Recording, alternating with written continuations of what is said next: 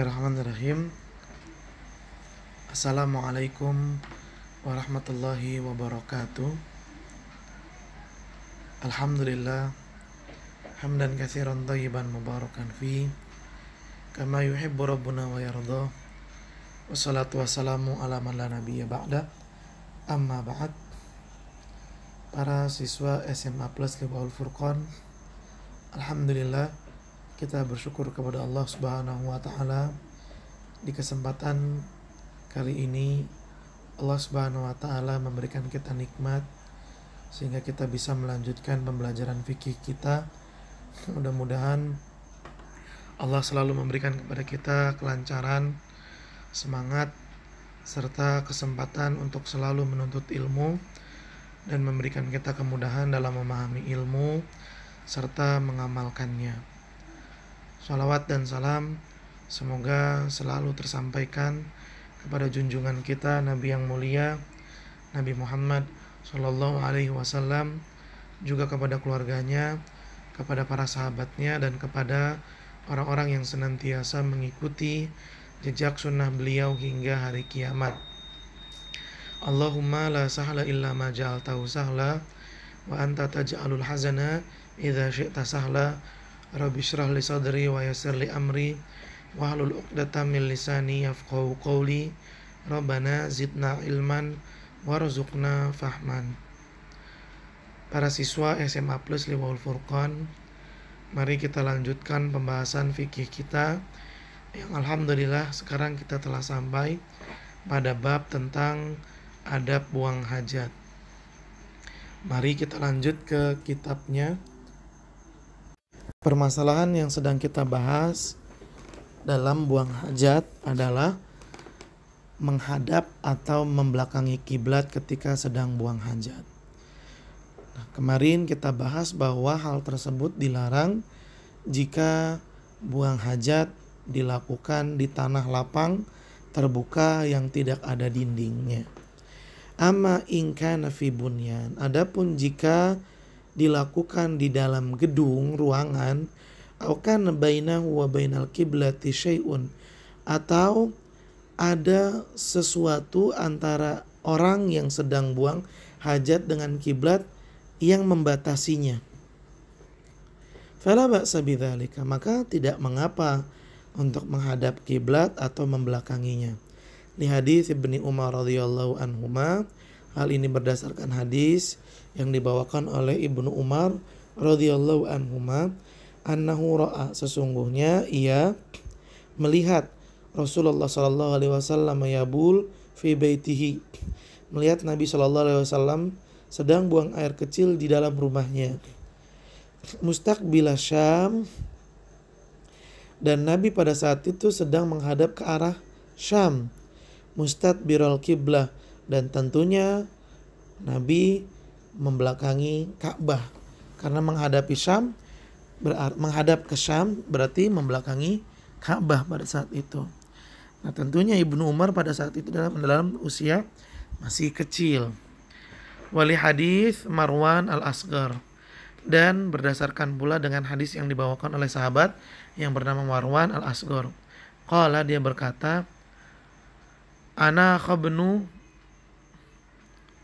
Umar ba'irahu mustaqbilal qiblah thumma jalasa yabulu ilaihi faqultu aba Abdurrahman alaysa qad nuhiya an hadha, qala bala innama nuhiya an hadha fil fadha, amma idza kana bainaka wa bainal qiblah syai'un yasturuka fala ba'sa.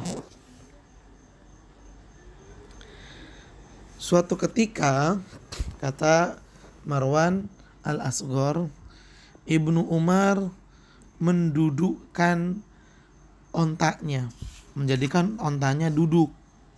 Ana khabairahu, dan menambatkannya. Kemudian thumma jalasa, kemudian Ibnu Umar duduk. Yabulu ilaih, lalu beliau kencing ke arah onta tersebut. Bukan berarti ontanya dikencingin ya, enggak. Tapi beliau membatasi, menutup dirinya dengan badannya onta. Beliau kencing ke arah onta tersebut. Fakultu, lalu aku pun, yaitu Marwan al-Asghar, berkata, Aba Abdurrahman, wahai Abu Abdurrahman, alaisa qad nuhiya an hadza, bukankah semacam ini telah dilarang, yaitu kencing ke arah kiblat. Jadi Ibnu Umar menambatkan ontanya, dan ontanya itu ke arah kiblat. Lalu beliau kencing ke arah onta tersebut, yang mana arah ontanya itu menuju ke arah kiblat. Lalu Marwan al-Asghar pun bertanya, bukankah yang seperti ini dilarang, yaitu kencing ke arah kiblat? Qala, maka Ibnu Umar pun berkata, innama nuhiya an hadza fil fadha, sesungguhnya hal ini dilarang, yaitu buang air kecil menghadap kiblat, jika dilakukan fil fadha, jika dilakukan di tanah lapang yang gak ada batasan, gak ada pembatas masuknya. Amma idza kana bainaka wa bainal qiblah, adapun jika antara kamu dan antara kiblat syai'un yasturuka, ada sesuatu yang membatasi, fala ba'sa, maka gak apa-apa. Wal afdalu tarku dzalika hatta fil bunyan, namun yang lebih utama tetap tidak menghadap atau membelakangi kiblat, walaupun buang hajatnya di dalam ruangan. Wallahu a'lam, wallahu a'lam. Al-mas'alatu tsalitsatu, permasalahan yang ketiga. Ma yusannu fi'luhu lidakhilil khala, apa yang disunahkan untuk dilakukan oleh orang yang masuk kamar mandi atau WC. Yusannu lidakhilil khala, disunahkan bagi orang yang masuk WC, qawlu, untuk mengucapkan bismillah Allahumma inni a'udzubika minal khubuthi wal khaba'ith, yaitu membaca doa masuk kamar mandi, yang artinya dengan nama Allah, ya Allah, sesungguhnya aku berlindung kepadamu dari setan laki-laki dan setan perempuan.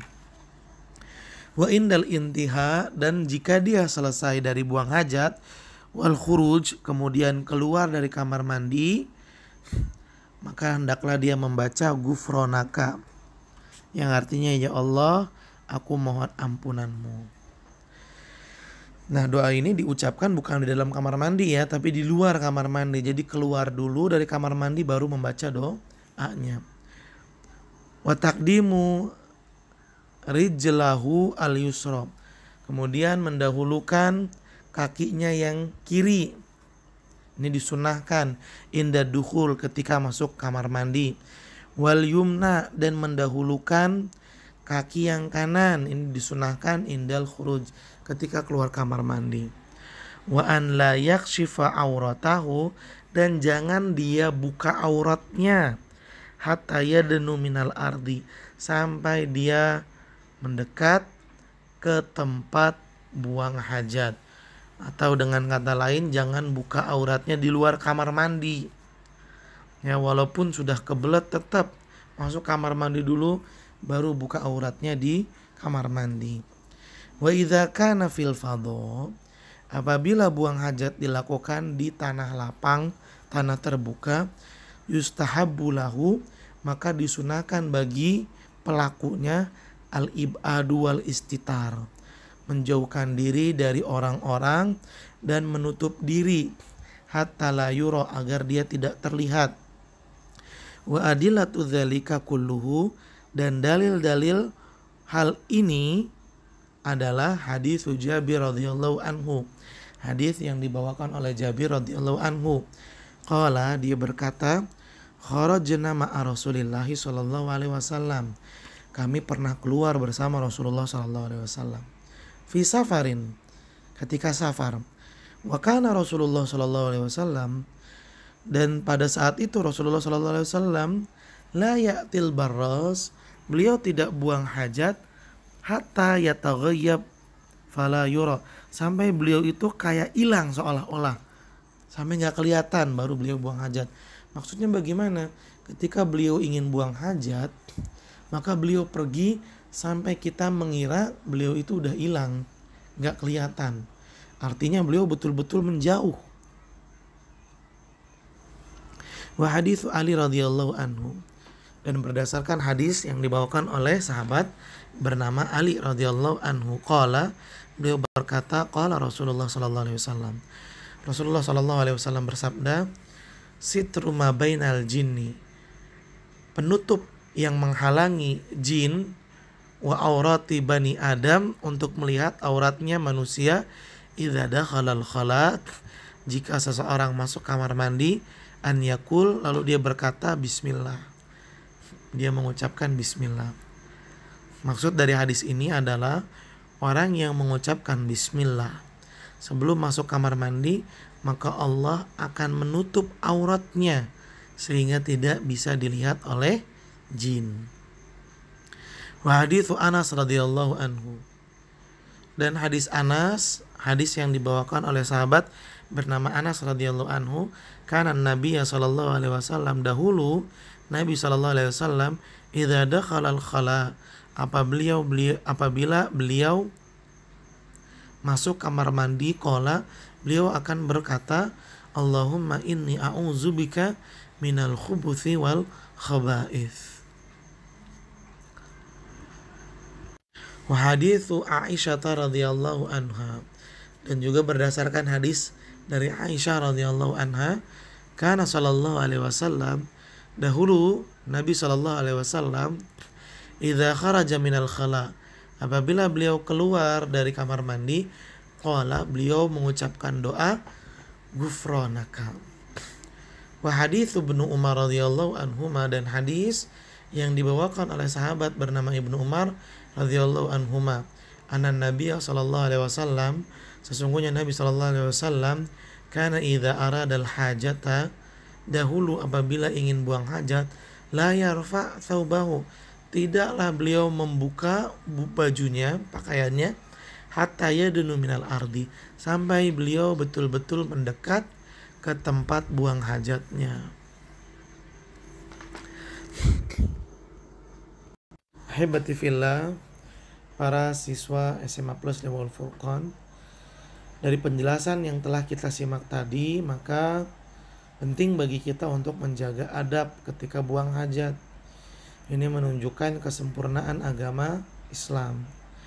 Karena sampai hal seperti ini pun Islam telah memberikan arahan. Untuk apa? Agar kita menjadi orang yang baik, makhluk yang menjaga kebersihan, tidak sama seperti hewan yang ketika buang hajat dia sembarangan. Nah, kita manusia, makhluk yang Allah ciptakan dalam keadaan baik, maka kita harus jaga fitrah kebaikan ini, diantaranya dengan menjaga adab-adab ketika buang hajat, seperti membaca doa sebelum dan sesudah keluar kamar mandi, kemudian tidak membuka aurat kecuali kita telah masuk kamar mandi dan telah dekat dengan tempat buang hajat. Ini harus diperhatikan, ya, jangan sembarangan. Baik, kita lanjutkan. Al-mas'alatur rabi'atu, permasalahan yang keempat.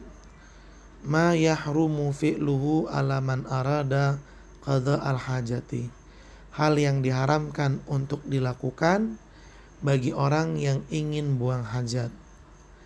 Yahrumul baulu fil ma'ir raqid, haram untuk buang air kecil di air yang tidak mengalir.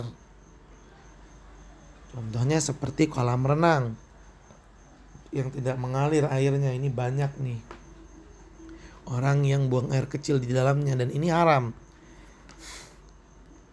Li hadis Jabir anin Nabi sallallahu alaihi wasallam, berdasarkan hadis Jabir dari Nabi sallallahu alaihi wasallam, annahu naha anil bauli fil ma'ir raqid, sesungguhnya Nabi melarang buang air kecil di air yang tidak mengalir.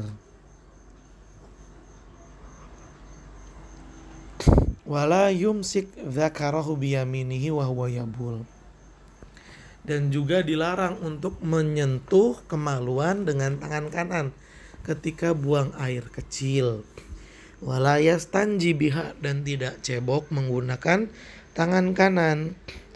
Liqauli sallallahu alaihi wasallam, hal ini berdasarkan sabda Nabi sallallahu alaihi wasallam, idza bala ahadukum, apabila salah seorang dari kalian buang air kecil, fala ya'khudhanna dzakarahu biyaminihi, maka janganlah dia menyentuh kemaluannya dengan tangan kanan.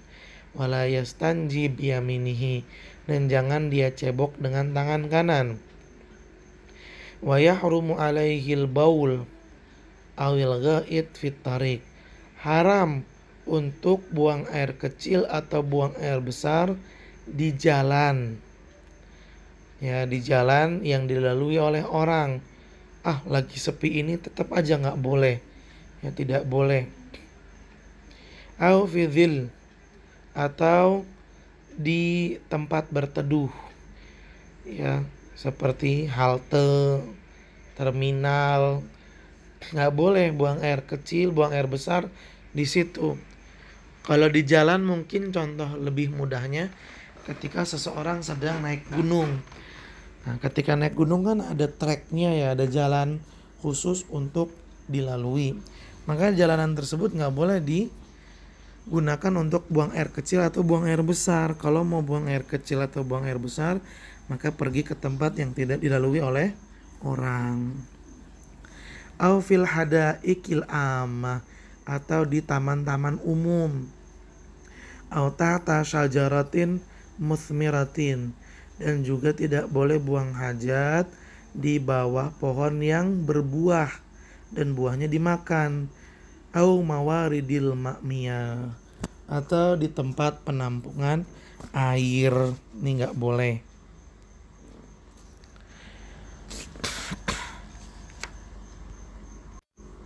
Atau juga bisa kita artikan di tempat saluran air, nggak boleh ya.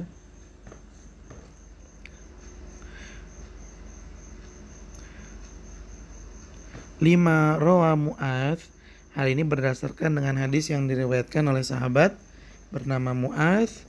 Beliau berkata, qala Rasulullah sallallahu alaihi wasallam, Rasulullah sallallahu alaihi wasallam bersabda, ittaqul mala'ina, takutlah kalian pada tempat-tempat yang bisa menyebabkan datangnya laknat. Jauhilah oleh kalian tempat-tempat yang bisa mendatangkan laknat. As-salas, dan jumlahnya ada 3 tempat. Apa itu? Al-barrozu fil mawarid, buang hajat di tempat saluran air. Wa qari'atit tariq, di tempat atau jalur atau jalan yang dilalui oleh orang. Wa dhil, dan di tempat berteduh. Ini menunjukkan bahwa buang hajat di tempat tersebut hukumnya haram. Kenapa? Karena Nabi mengancam dengan laknat. Wali hadis Abi Hurairah radhiyallahu anhu, dan berdasarkan dengan hadis yang dibawakan oleh sahabat bernama Abu Hurairah radhiyallahu anhu, anna Nabi sallallahu alaihi wasallam, bahwasanya Nabi sallallahu alaihi wasallam qala, beliau berkata, ittaqu la'inain, takutlah pada 2 perbuatan yang mengundang laknat. Qalu, para sahabat pun bertanya, wa mal la'inan ya Rasulullah, dan apakah 2 perbuatan yang mendatangkan laknat itu, wahai Rasulullah? Qala, beliau bersabda, alladzi yatakhalla fi tariqin nas, yaitu buang hajat di jalur atau jalan yang dilalui oleh manusia. Au fi dhillihim, atau di tempat orang-orang berteduh. Kama yahrumu alaihi qiraatul Qur'an, juga diharamkan bagi orang yang buang hajat untuk baca Quran, nggak boleh. Wa yahrumu alaihi al-istijmaru birrawthi awil azmi aw bit'amil muhtaram, dan haram juga bagi orang yang buang hajat cebok menggunakan kotoran hewan yang sudah kering, atau tulang, atau makanan yang dihormati, yang dihargai, nggak boleh. Berdasarkan hadis Jabir, di hadis Jabir radhiyallahu anhu, nahan Nabi sallallahu alaihi wasallam, Nabi sallallahu alaihi wasallam melarang an yatamassah bi azmin aw bi ba'rin. Nabi melarang istijmar, cebok dengan tulang atau dengan kotoran hewan. Wa yahrumu qadha'ul hajati baina kuburil muslimin. Enggak boleh buang hajat di pemakaman umat Islam. Qala Nabi sallallahu alaihi wasallam, Nabi sallallahu alaihi wasallam bersabda, la ubali awsatal kuburi qadaitu hajati aw qadaitu hajati awasta suqi.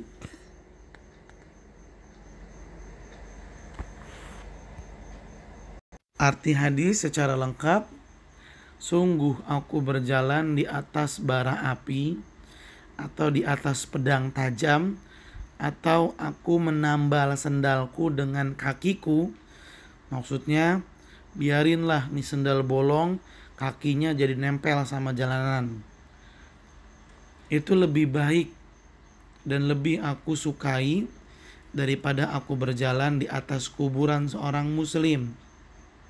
Dan aku tidak peduli apakah di tengah kubur aku buang hajat atau di tengah pasar, semua sama buruknya, kata Nabi SAW.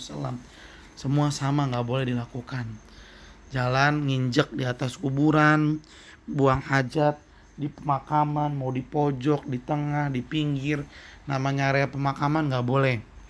Kecuali jika di area pemakaman tersebut disediakan WC umum, ya.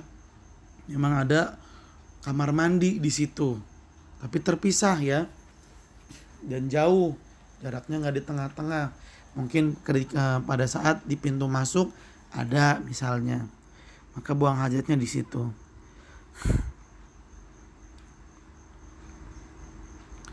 Al-mas'alatul khamisatu, permasalahan yang kelima. Ma yukrah fi'luhu lil mutakhalli, perbuatan yang dimakruhkan bagi orang yang buang hajat. Yukrahu hala qada'il hajati istiqbalu mahabirrih bila ha'il. Dibenci, dimakruhkan ketika buang hajat, ya, menghadap ke arah angin berhembus tanpa adanya penghalang. Li'alla yartaddul baulu ilaihi, agar air kencingnya tidak balik mengenai badan orang yang kencing. Boleh jadi gak kena air kencing, tapi kalau kena cipratannya ya tetap aja kena najis. Wa yukrahul kalam, juga makruh untuk berbicara ketika buang hajat. Faqad marra rajulun wan nabiyyu yabul, pernah suatu ketika seseorang lewat sedangkan Nabi sedang dalam keadaan buang air kecil. Fasallama alaihi, lalu orang tersebut mengucap salam kepada Nabi. Falam yarudda alaihi, tapi Nabi tidak menjawabnya. Padahal kita tahu menjawab salam itu hukumnya wajib.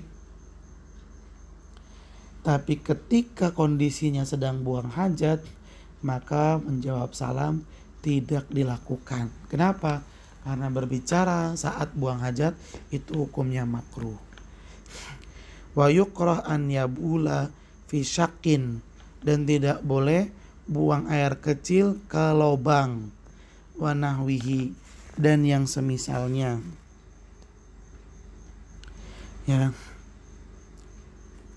Lubang di tanah maksudnya, bukan lubang WC, tapi lubang di tanah. Li hadis Qatadah an Abdillah bin Sarjis, berdasarkan hadis yang dibawakan oleh sahabat bernama Qatadah dari Abdullah bin Sarjis anna Nabiya sallallahu alaihi wasallam, bahwa sesungguhnya Nabi sallallahu alaihi wasallam naha an yubala fil juhri, melarang kencing pada lubang. Qila li Qatadata, Qatadah yang meriwayatkan hadis pun ditanya, fama balul juhri, memang kenapa kalau buang air kecil ke lubang? Qala, dia menjawab, yuqalu innaha masakinul jin, disebutkan bahwa lubang itu adalah tempat tinggalnya jin. Makanya ketika kita buang air panas pun ke lubang wastafel itu disunahkan untuk membiarkan dulu air panasnya sampai adem baru dibuang agar tidak menyakiti. Dan kalau misalnya darurat harus dibuang cepat, maka ucapkanlah bismillah. Wali annahu la ya'man an yakuna fihi hayawanun fayu'dhihi, dan boleh jadi di lubang tersebut ada hewan yang hidup sehingga kalau kencing ke lubang tersebut bisa menyakiti hewan. Aw yakuna maskanan lijinni fayu'dhihim, atau seperti yang disebutkan dalam hadis tadi bahwa lubang adalah tempat tinggalnya jin. Jadi kalau kita buang hajat ke situ bisa menyakiti mereka.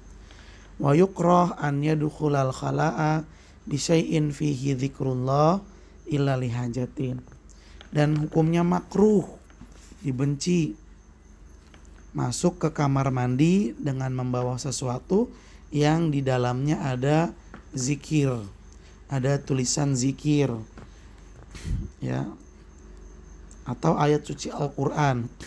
Di anna Nabiya sallallahu alaihi wasallam, karena Nabi sallallahu alaihi wasallam kana idza dakhala al-khala, apabila beliau masuk kamar mandi, wada'a, beliau mencopot khatimahu, cincinnya. Emang kenapa cincinnya Nabi? Karena di cincinnya Nabi ada lafaz Allah. Tertulis di cincinnya Nabi Muhammad Rasulullah, ada tulisan Allah. Maka beliau lepas, gak dibawa masuk ke kamar mandi. Maka begitu pula dengan semua benda yang di dalamnya ada zikir, ada ayat Al-Quran, ada lafaz Allah, hendaklah tidak dibawa ke kamar mandi. Amma indal hajati wad darurati fala ba'sa. Adapun jika hal itu harus dilakukan dan darurat, maka boleh dibawa. Misalnya dia sedang pergi ke tempat umum, kemudian dia pakai cincin perak, ada zikir Allahnya di situ misalnya aja ya. Atau dia bawa buku catatan penting, dan di buku catatan itu dia selalu menulis bismillah. Khawatir kalau dia taruh itu buku di tempat umum di luar kamar mandi nanti bukunya hilang. Maka pada saat itu dia boleh bawa bukunya ke dalam kamar mandi. Dengan catatan bukunya itu dimasukin ke tempat yang tertutup. Masukin ke tas misalnya. Kal hajati ila dukhuli bi awraqil naqdiyatil lati fiha ismullah. Seperti masuk ke kamar mandi dengan membawa awraq naqdiyah, uang kertas yang ditulis di sana nama Allah ya. Seperti kita ketahui uangnya Arab Saudi itu kan ada nama Allahnya di situ. Karena kalau ditinggal di luar, fa in tarakaha kharijan, kalau ditaruh di luar, kanat urdotan lisariqah awin nisyan, bisa aja beresiko lupa atau dicuri orang, maka boleh dibawa. Ammal mushafu fa innahu yahrumu dukhulu bihi sawa'un kana zahiran aw khafiyan. Adapun Al-Qur'an haram, enggak boleh sama sekali untuk dibawa masuk ke dalam kamar mandi, baik dibawa secara terbuka atau dibawa tersimpan di dalam tempat yang tertutup. Enggak boleh, tetap harus taruh di luar. Li'annahu kalamullah wa huwa asyraful kalam, karena Al-Qur'an itu adalah firman Allah dan ia adalah perkataan yang paling mulia.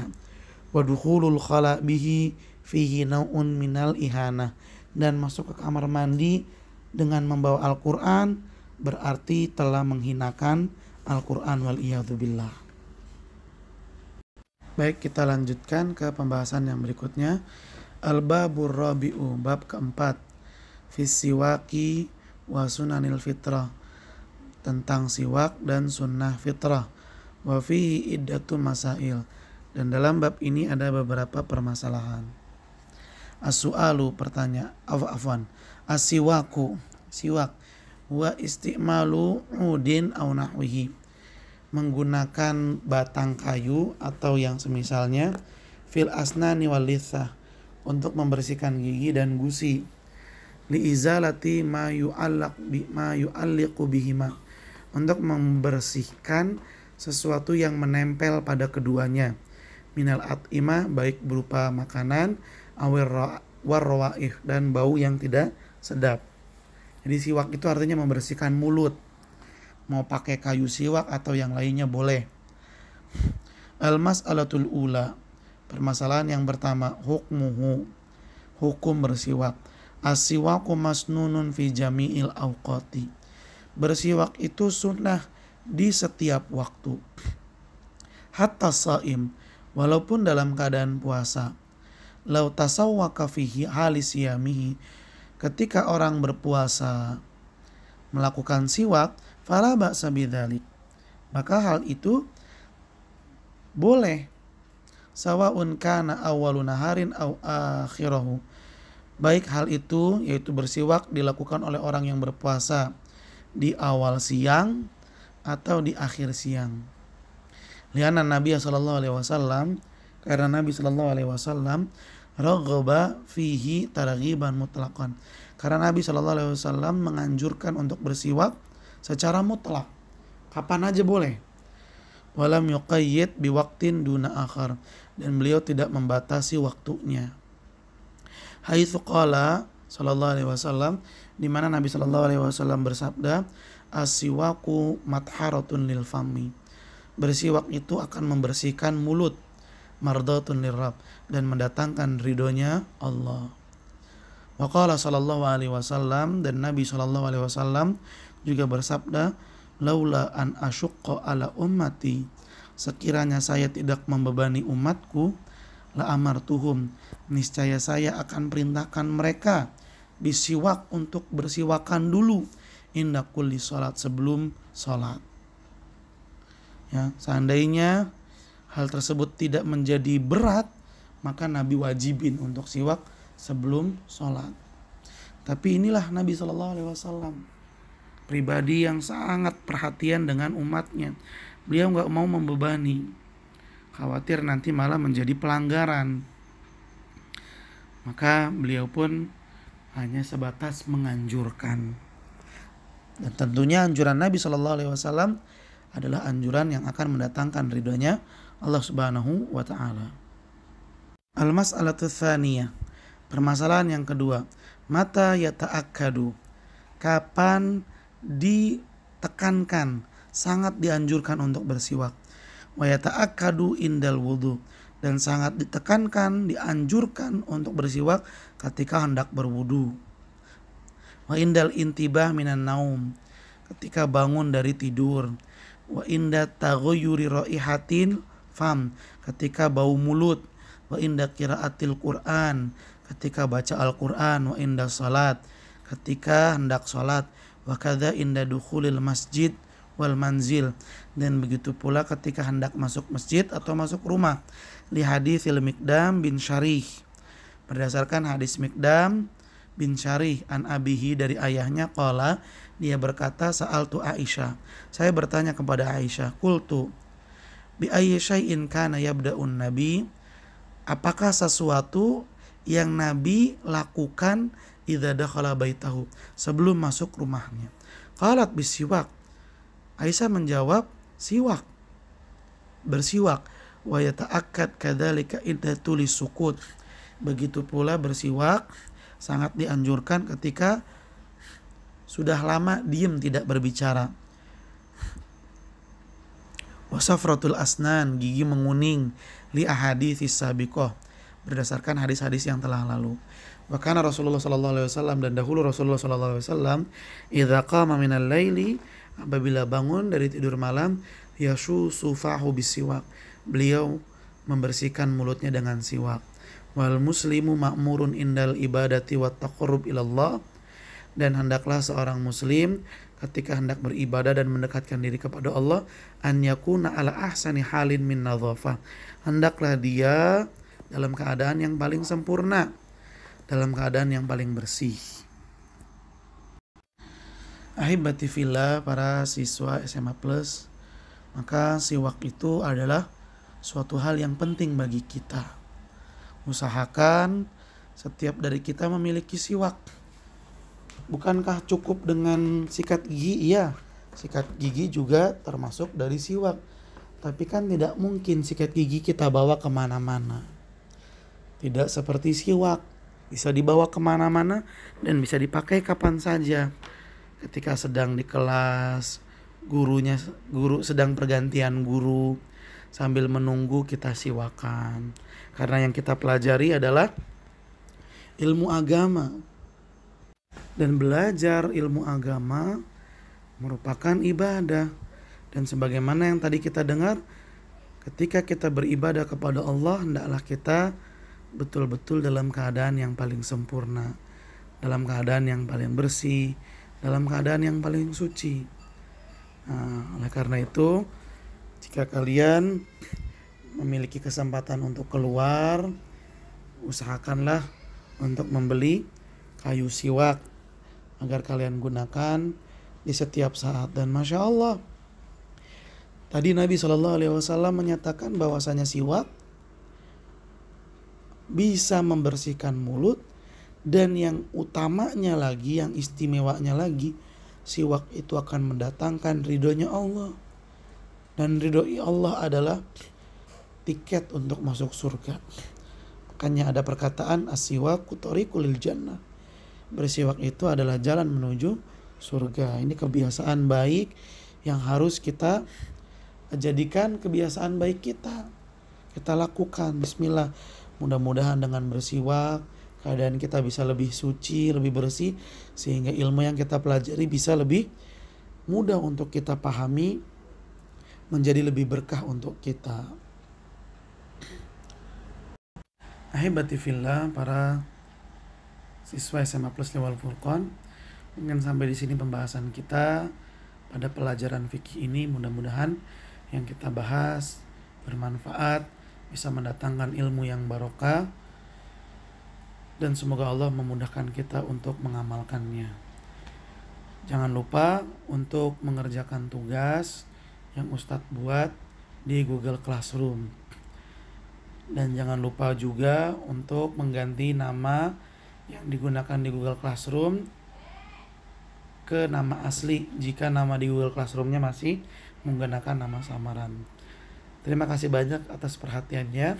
Mohon maaf apabila ada kekurangan dan kesalahan. Mari kita tutup pertemuan kita ini dengan membaca doa kafaratul majlis. Subhanaka Allahumma wa bihamdika asyhadu an la ilaha illa anta astaghfiruka wa atubu ilaik. Billahi taufiq wal hidayah. Tsumma assalamu alaikum warahmatullahi wabarakatuh.